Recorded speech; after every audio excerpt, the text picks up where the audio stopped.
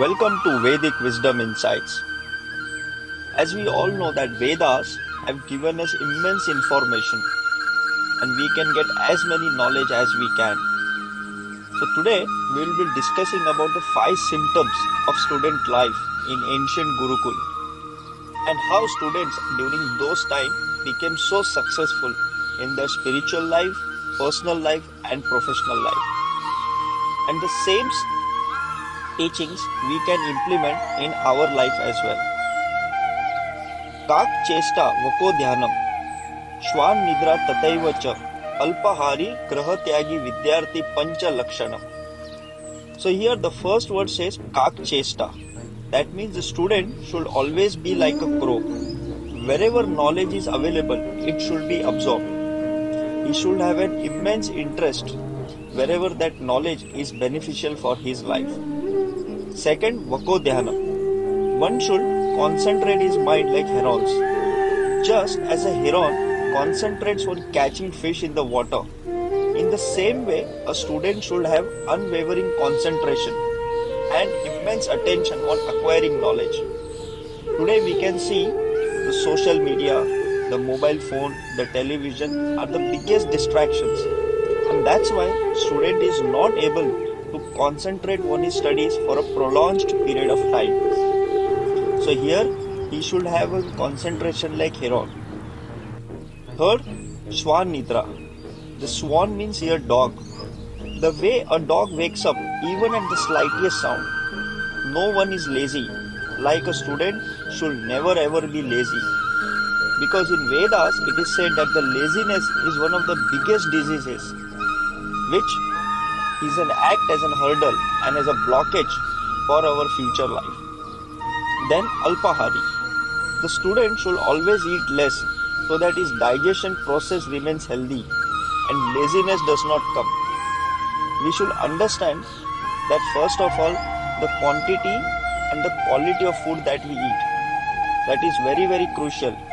If we eat fatty foods, oily foods, the foods that has got lot of fats, ultimately that impacts our health and as well as our mind, and that's why we are not able to concentrate. And then grahatyagi, that is virtuousness. There should always be positive and sublime thoughts towards elders, and teachers should be respected.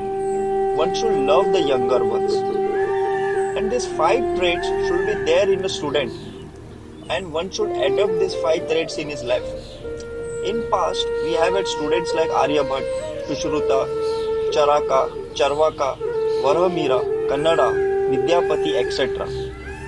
So the Gurukul education system began in ancient times during the Vedic age, when there was no particular form of formal education, but the learning was skill-based and religiously rooted in Vedas, Puranas and holy texts, which were the imperative guide for students to expand their horizon of knowledge. Further, if you see, it says Vidya Bhogkari Asti Yash Sukhakari Bhavati, which means knowledge offers enjoyment, fame and auspiciousness. Vidya Vihin Dhana Vanapi Nirdhan Manyate. Person without knowledge is considered poor despite having wealth, because if the person doesn't have knowledge, he won't be a wise person. His intellect will be diluted with all negative thoughts. Then come Vidya Manushya Dhana Apnoti. Dhanat Sarvani Sukhani Lapte. Man attains wealth through knowledge. Wealth offers all kinds of joys. Vidya Aduna Yuga Atyavanshak Asti. In this modern age, knowledge is most essential. Vidya Manushya Sarva Shrestha Bhavanti. People become worthiest due to knowledge.